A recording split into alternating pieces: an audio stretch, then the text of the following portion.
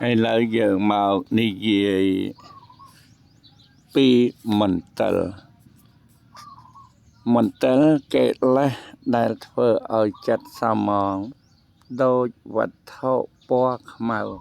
មានធ្យូងជាដើមដែលធ្វើរបស់ស្អាតឲ្យប្រឡាក់ខូចទៅលោកហៅថាមន្ទិលនោះមាន9ប្រការគឺ1កោធៈសេចក្តីក្រេវក្រោធច្រឡោតតោតទង2មគ្គការលុបគុណអ្នកមានឧបការៈគុណ3អេសាសេចក្តីក្រណែនឈ្នានីស4មច្ឆរិយៈសេចក្តីកំណាញ់5មាយាការប្រព្រឹត្តខុសការប្រព្រឹត្តពុតបិទបាំងទោស6សាធិយៈ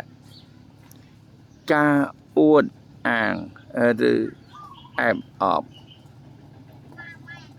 7មុសា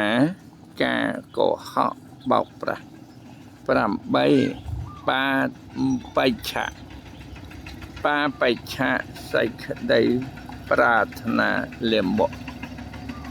9មច្ឆទិដ្ឋិ